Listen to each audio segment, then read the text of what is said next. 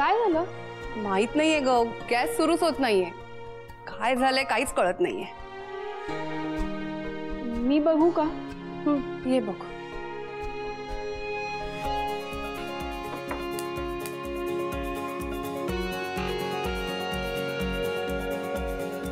काही कळतंय का की बोलवू रिपेअर वाल्याला? नाही, एक मिनिट.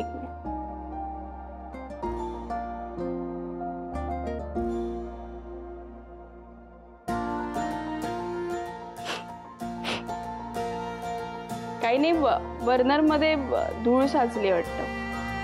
तुला कसं का कळतंय हे सगळं? घरी मी असले की गॅसचं वगैरे सगळं मीच करते. कशाला माणसाला बोलवायचं आणि पैसे द्यायचे उगाच, त्याच्यामुळे. छान. मग आता आम्हाला पण शिकव, म्हणजे आपण पण इथे पैसे वाचू. शिकवेन की, हे सगळं सोपं आहे. एक मिनिट.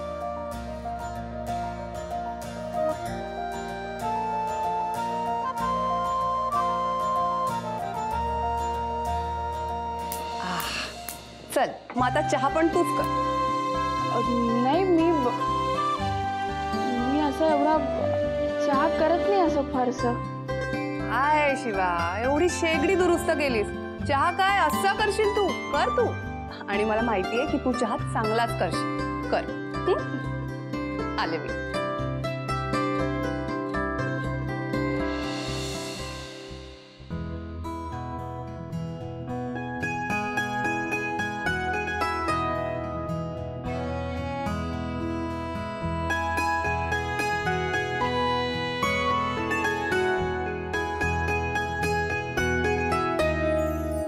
वाह, चहा एकदम वेगळाच झालाय. मस्त झालाय चहा. हो, म्हणजे नेहमीपेक्षा वेगळीच टेस्ट आहे. हा. उर्मिला, काहीतरी वेगळं टाकलंय चहामध्ये. काहीतरी वेगळं लागतोय. अगदी अगदी. आज चहात काही वेगळं नाहीये, चहाच वेगळ्या व्यक्तीने बनवलाय. म्हणजे कुणी? आपल्या रेणुकाताई तर आल्या नाहीयेत आज. हो, आपल्या सुनेने, शिवाने बनवलाय चहा. अरे बापरे.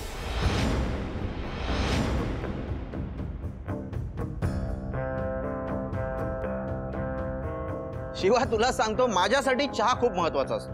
आणि असा चहा जर मला रोज मिळणार असेल तर माझ्यासारखा नशीबवान दुसरा कोणीच नाही. वा वा, मस्त चहा झालाय शिवा. हो.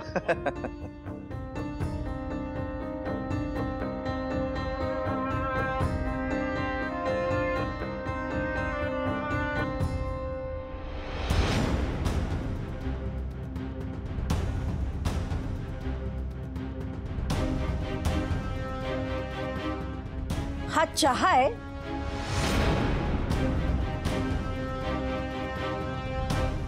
कशाचं कौतुक चाललंय तुमच्या सगळ्यांचं? तरीच काहीतरी विचित्रच लागतोय चहा. अगं, चहा आहे का? बरं झालं मी नाही घेतला चहा. नाही, आणि मला वाटतच होतं हे जे काही कौतुक चाललंय ना, ते ही कशी गुणी आहे हे दाखवण्यासाठी चाललंय, बाकी काही नाही.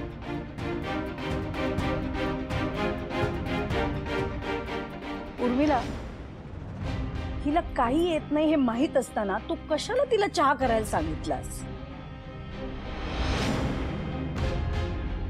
अगं, शिवाने आता आपली शेगडी दुरुस्त केली आणि मग मीच तिला म्हणाले की शेगडी दुरुस्त केलीये. वाव. नाही, म्हणजे हे असं दुरुस्त करणं, हे रिपेअर करणं, ते रिपेअर करणं, हे एकदम परफेक्ट जमलं असेल हिला, नाही का?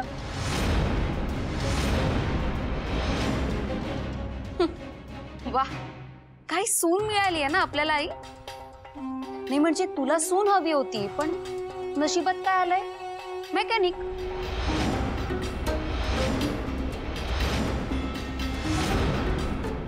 मी काय म्हणते, माझ्या काही मैत्रिणी आहेत, त्यांच्या पण काही वस्तू दुरुस्त करायच्या असतील, तुला ऑर्डर देऊ का? नाही, करशील ना तू? अगं, खूप कमाई होईल तुझी.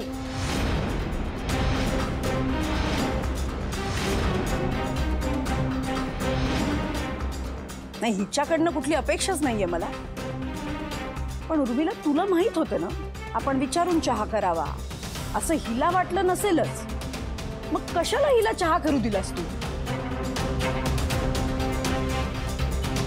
सॉरी, मला नव्हतं माहिती. मी विचारायला हवं होतं. चूक झाली माझी.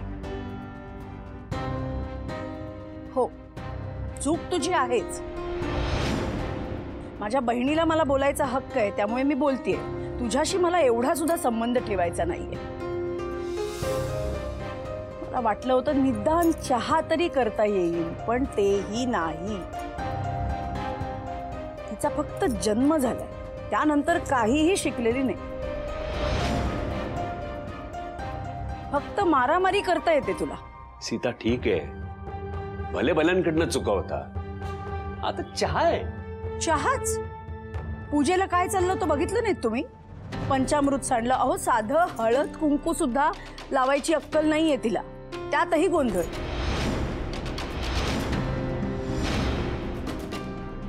सगळ्या देसाईंची इज्जत पाण्यात.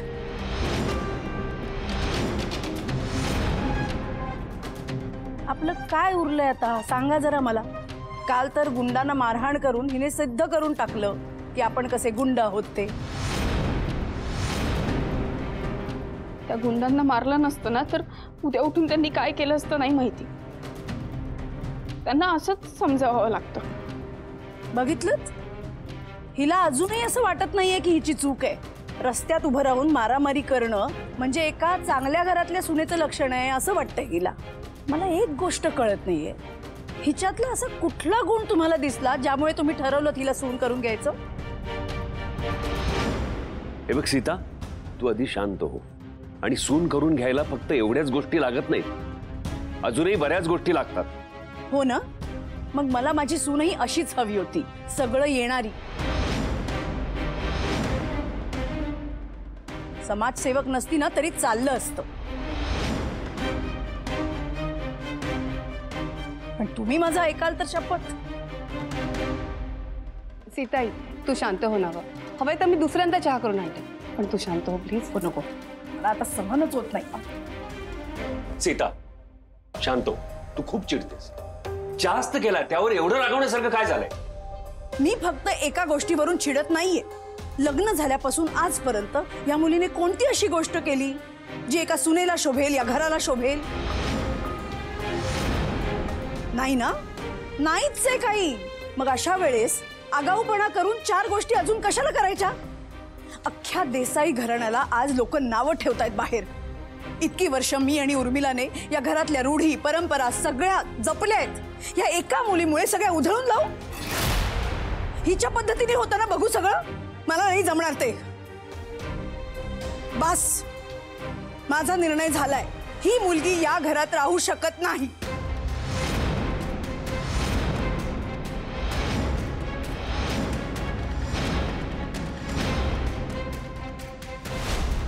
सीता शांत राहा. तू आत्ता रागात आहेस, तुला कळत नाहीये तू काय बोलतेस ते. शांत राहा. हा विरोध ना मी आधीच लग्नाच्या वेळी करायला हवा होता. मी फक्त आशूसाठी थांबले होते.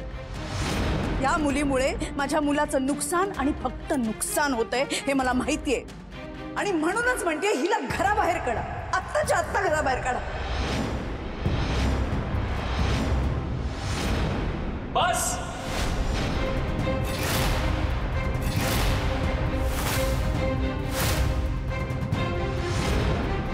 किती करशील सीता? तुला कोणीतरी भडकवतं आणि तू भडकतेस. अगं, एवढ्या तेवढ्या छोट्या गोष्टीसाठी आपण आपल्या सुनेला घराबाहेर काढणार आहोत का?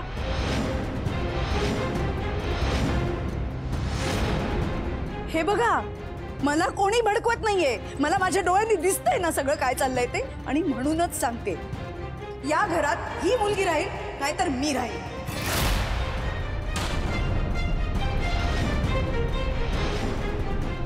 सीताई, अगं ऐक माझं, असं असं नको करू सीताई. मला कोणीही समजावू नका आणि मी कुणाचंही ऐकणार नाहीये. लक्ष सीता. भाऊ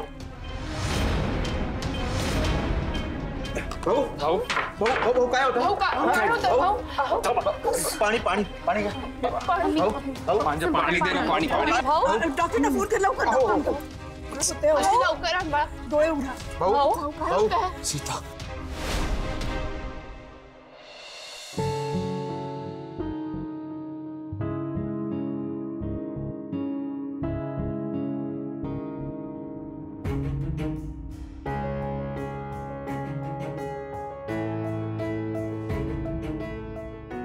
मिंटू डार्लिंग, चांगला विषय तापायला लागला होता. भाऊंना सुद्धा आत्ताच अटॅक यायचा होता. सुहास, जरा शांत बस. डॉक्टरांना जाऊ दे, मग बघ मी काय करते ते. डॉक्टर, डोंट वरी, टेन्शन घेण्याची काही गरज नाहीये. त्यांचा बीपी हाय झाल्यामुळे त्यांना माइल्ड अटॅक आला होता. आता थोडा वेळ आराम केला तर बरं वाटेल त्यांना. पण तुम्ही सगळ्यांनी आता यांची काळजी घ्यायला पाहिजे. यांना तणाव येईल असं काही करू नका. घरामध्ये पूर्ण शांतता पाळा. वादविवाद, भांडण सगळं बंद करा. मी आता गोळ्या देत नाहीये, पण लक्ष्मण आता तू लक्ष दे. आणि काही वाटलंच मला कॉल करा.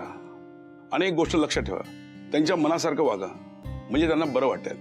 हो डॉक्टर, त्यांचा स्ट्रेस लेवल वाढणार नाही त्याची काळजी मी नक्की घेईन. आणि आजूबाजूला जे कोण स्ट्रेस वाढवत आहेत त्यांची काळजी घेईन मी. ओके, येतो. मी घेतो. Thank you doctor. थँक्यू. हे सगळं काय होऊन बसलंय आई? नाही म्हणजे मला खूप काळजी वाटते ग. भाऊंना हे असं कधीच झालं नव्हतं, मग आत्ताच कसं झालं? मला चांगलंच माहिती आहे असं का होतंय. नको ती माणसं घरात आली आहेत आणि माझ्या गोकुळाला दृष्ट लागते. कळतंय ना ग तुला? हे सगळं तुझ्यामुळे झालंय. थोडी तरी लाज असेल ना तर निघून जा आमच्या घरातून. कीर्ती, काय बोलतेस तू? काळ वेळ काहीतरी भान ठेव. आत्ता डॉक्टर सांगून गेले ना, भाऊंना बरं नाहीये आणि त्यांना बरं वाटेल ह्याचाच प्रयत्न करा. आणि तू पुन्हा सुरू झालीस? तुम्ही सगळे मलाच काय बोलताय? हे सगळं माझ्यामुळे नाही, हिच्यामुळे होतंय. ही घरात आल्यापासून आपल्याला फक्त त्रासच झालाय आणि हा त्रास आता भाऊंना सुद्धा होतोय. उद्या जर माझ्या आईला काही झालं तर काय करू मी? नाही म्हणजे तिला काही झालं तर पोरकी होईन मी. आणि या सगळ्याला जबाबदार ना ही मुलगी असणार आहे. कीर्ती बस कर. नको ग असं भरल्या घरात बोलू. अगं मग भरल्या घरात ही सगळी विघ्न काय येतात काकू? कीर्ती, आता कोणी काहीही बोलणार नाहीये. त्यांना आराम करू दे.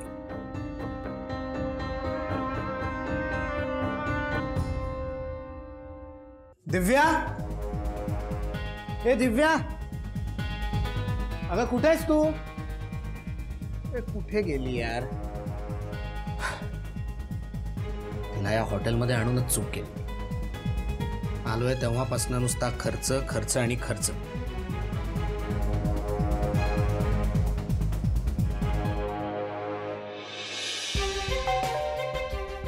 हा,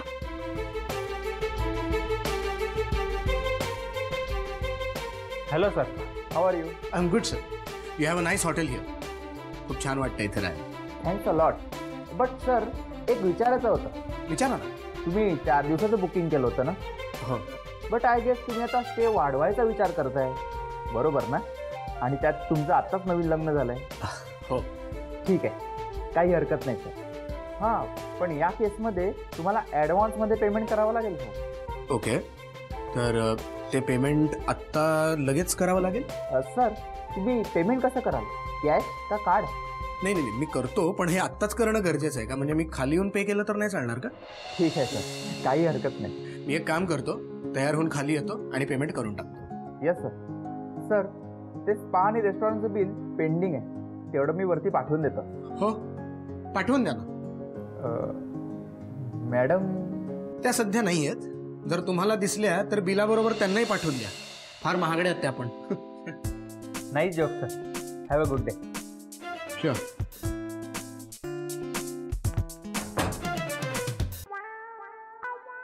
जोक म्हणे. ते जोक तर माझ्या आयुष्याचा झालाय.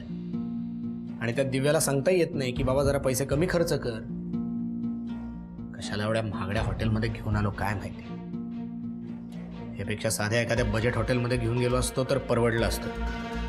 ब्रेकफास्टही कॉम्प्लिमेंटरी मिळाला असता आणि मेन्यू कार्ड मधले आयटम सुद्धा मोजकेच, खिशाला परवडण्यासारखे. काय करू समजत नाही. क्रेडिट कार्डचं लिमिट पण संपलंय.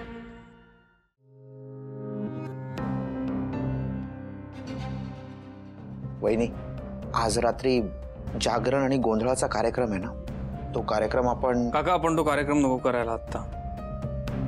डॉक्टरांनी सांगितलंय भाऊंना स्ट्रेस नकोय, जागरण नकोय, त्यांना आराम करू दे ना. कार्यक्रम पोस्टपोन करूया. देवा, कोणाची दृष्ट लागली माझ्या घराला. आजपर्यंत कधीही भांडणं गोंधळ काही नव्हतं, सुखात चाललं होतं सगळं. आणि या सगळ्याला कारण कोण आहे माहितीये ना?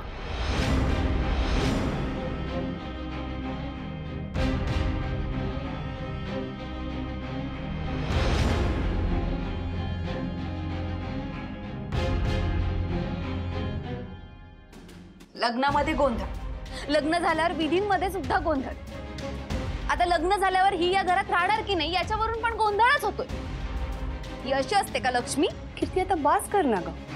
कशाला विषय वाढवते असे बोलून?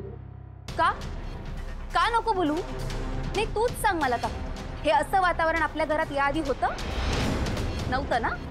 अगं छोटे मोठे वाद होते, ते सगळ्याच घरात असतात. पण हे छोटे मोठे वाद भाऊंच्या एका शब्दावर मिटून पण जायचे. पण आता आता सगळ्यांचे निर्णय एका बाजूला असतात आणि भाऊंचे निर्णय एका बाजूला असतात. अगं आता तर आई आणि भाऊंमध्ये सुद्धा मतभेद व्हायला लागलेत. कुणामुळे? त्या मुलीमुळे व्हायला लागले. आणि मलाच शांत करताय तुम्ही सगळे. आशू, तुला काहीच बोलायचं नाहीये का? अरे एवढं सगळं घडलं तरी तू शांत का बसलायस? नाही, तू सांग मला, हे सगळं जे घडतंय ते कुणामुळे घडतंय? त्या मुलीमुळे ना? ही सगळी जी भाऊंची अवस्था झाली, भाऊ हे असं वागायला लागले, ते कुणामुळे? सांग ना. हो हो हो कीर्ती, हळू. अरे भाऊंची अवस्था बघून तरी जरा शांत हो. हो ठीक आहे, ठीक आहे, मी बसते शांत. पण अशी तू सांगच मला, मी काही चुकीचं बोललीये का? एक तर तू तुझा आवाज कमी ठेव आधी, कळलं? आणि इथे जोपर्यंत भाऊंना बरं वाटत नाही तोपर्यंत कोणाशी काही घेणं देणं नाहीये मला. लोकांना इथे एक तर कळत नाही आपला किती आवाज ठेवला पाहिजे, कसं बोलायला पाहिजे. एक माणूस आजारी आहे तिथे. तेवढा वेळ नाहीये आता आपल्याकडे. हे बघा, माझं जरी लग्न झालं असलं ना आणि हे माझं माहेर जरी असलं तरी या घरावर माझा पूर्णपणे अधिकार आहे. आणि या घरातल्या माणसांवर पण आहे. माझ्या भाऊंना आणि माझ्या आईला जर त्रास होणार असेल ना, माझ्या भावाला त्रास होणार असेल ना, तर त्या मुलीला मी या घरात टिकूच देणार नाही.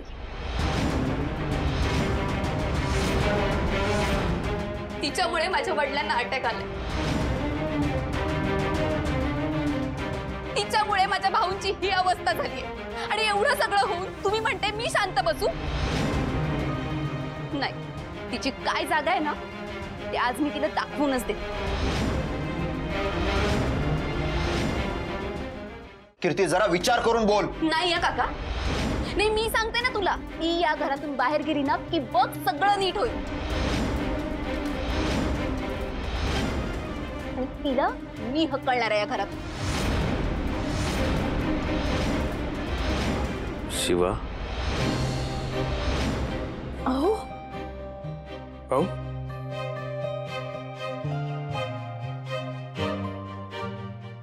शिवा कुठे?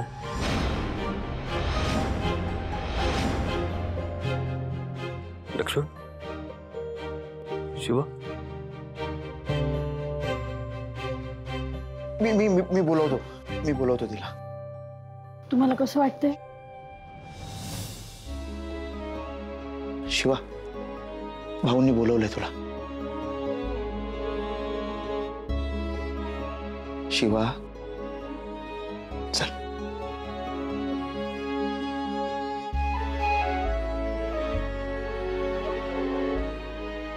शिवा, ये बाळा, ते बस. कशी आहेस तू? मी ठीक आहे भाऊ. तुम्ही काळजी घ्या तुमची. आणि तुम्हाला काही लागलं ना तर मला सांगा, मी सगळं आणून देईन तुम्हाला. आणि नीट वागेन. बाळा, नीट वागायला तू चुकलीस कुठे पण.